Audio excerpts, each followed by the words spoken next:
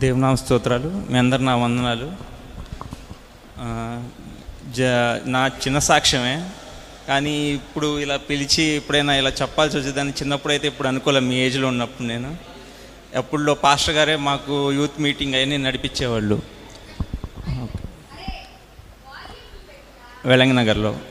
8th class వరకు అసలు Christians లాగే బతకలేదు, ఏదో జస్ట్ లోకంలోనే ఉండేవాళ్ళం. అసలు ఏమి దేవుడి గురించి ఏం తెలియదు, పట్టించుకునేది కాదు.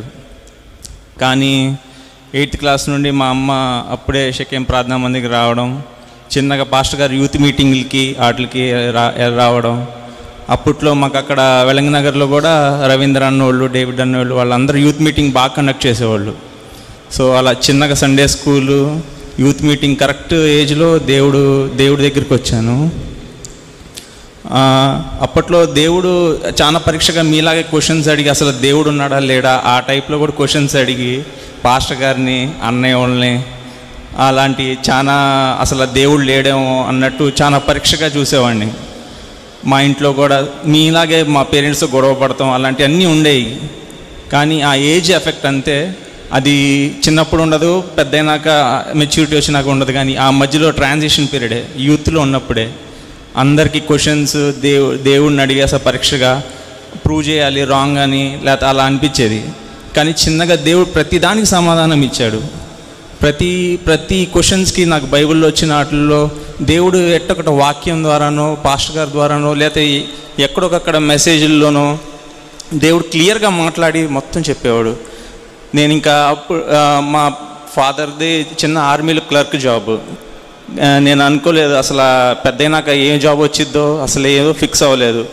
ఇందాక ఆదామన్న అన్నట్టు ఏం కావాలి మీకు, ఒకటి ఉంటే చాలు కదా అని అడిగారు కదా ఏదైనా. ఆ టైంలో అయితే అసలు మీలాగే నేను కూడా డబ్బు ఉంటే చాలేమో, లేకపోతే మంచి హోదా కావాలి ఇవన్నీ అనుకోలేదు. కానీ యేసుక్రీస్తు ఒక్కళ్ళు ఉంటే చాలేమో, దేవుడు ఉంటే అన్నీ వస్తాయి అన్నారు కదా అని అనుకుని నమ్మేవాడిని. సరే దేవుడు ఒకటే, నాకు ఇప్పుడేం టార్గెట్ లేదు, ఏమీ లేదు. దేవుళ్ళో ఉండి భయభక్తులు డిసిప్లిన్గా ఉంటే దేవుడు నా జీవితాన్ని దేవుడి చేతుల్లో పెడతాను, ఆయనకే సమస్త మహిమగంతా అనుకునేవాడిని. అప్పట్లో పరిచర్లో కూడా చేసేవాడిని, ఇప్పుడు కొంచెం తగ్గింది. కానీ అప్పట్లో మీ ఏజ్లో ఉన్నప్పుడు ప్రతి చర్చ్ కన్స్ట్రక్షన్కి కానీ ఏదైనా పనులున్నా కానీ ఖచ్చితంగా అన్నయ్య వాళ్ళు అందరిని పిలిచేవాళ్ళు, మేమందరం వెళ్ళి పనిచేసేవాళ్ళం. అవన్నీ ఆ బ్లెస్సింగ్స్ అన్నీ ఇప్పుడు నేను అనుభవిస్తున్నాను దేవుళ్ళో. అది చెప్పలేను, వివరించలేను అసలు ఎంత హ్యాపీనెస్సో. నాకైతే తగ్గది కాదు. నేను నా లైఫ్ అంత మంచిగా లేదు, అయినా కానీ దేవుడిలోనే ఉన్న ఆనందం, ఏదైనా బ్లెస్సింగ్స్ ఏదైనా ఉన్నాయి అంటే అది దేవుడిలోనే ఉన్నాయి. ఇంకా నాకు వేరే ఎక్కడ అంత అనిపించలే. చదువులో కూడా దేవుడు తోడుండబట్టే అయింది, కానీ లేకపోతే నాతో పాటు వాళ్ళు కొంతమంది దారి తప్పి ఎక్కడికి డెవలప్ అవ్వకుండా చిన్న చిన్న జాబులు చేసుకుంటూ సాటిస్ఫై లేకుండా, ఒక వాల్యూ లేకుండా ఉన్న వాళ్ళని కూడా చూశాను. కానీ దేవుడు నాకు ఈ స్టేజ్ ఇచ్చి ఘనత ఇచ్చినందుకు నా సంస్థ మహిమ అంతా దేవుడికే చెల్లాలి. నెక్స్ట్ వచ్చేసరికి నాకు లైఫ్లో ఒక పెద్ద మిరకిల్ అయితే మాత్రం సెకండ్ ఇయర్లో ఇలానే ఒక రోజు వర్షం పడుతుంటే కాలేజ్ నుండి వస్తుంటే ఆటో హైవే మీద అనమాట, ఆర్వీఆర్ జేసీ కాలేజ్ హైవే మీద మెయిన్ రోడ్ మీద ఆపితే ఎదురుగా ఓ టిప్పర్ లారీ క్రేన్ ఎక్కించుకొని వస్తున్నది.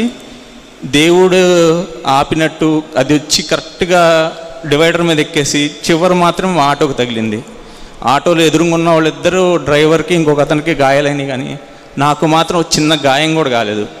కానీ ఆ దెబ్బకి 2 రోజులు జ్వరం అయితే వచ్చింది.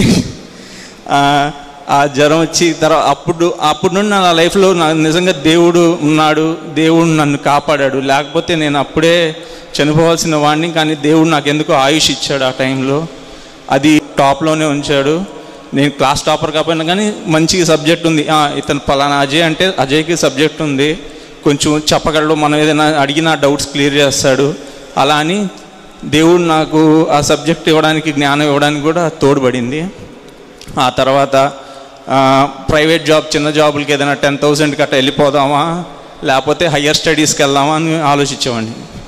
4th ఇయర్లో క్యాంపస్ ప్లేస్మెంట్స్ వచ్చినా కానీ వద్దు, హయ్యర్ స్టడీస్కి వెళ్దాము, ఈ చిన్న చిన్న జాబ్స్ దేవుడికి మన చెప్పలేదు, నాతో ఏం మాట్లాడలేదు, నీకు ఉద్యోగం ఇస్తాను కానీ ఇప్పుడే అని కానీ బైబిల్లో చదువుకున్నప్పుడు కానీ అట్లా ఎప్పుడు ఏనాడు మాట్లాడలే. కొంచెం అందరు కూడా పాస్టర్ గారు అందరు కూడా హయ్యర్ స్టడీస్కి వెళ్ళాలంటే చెప్పేవాళ్ళు.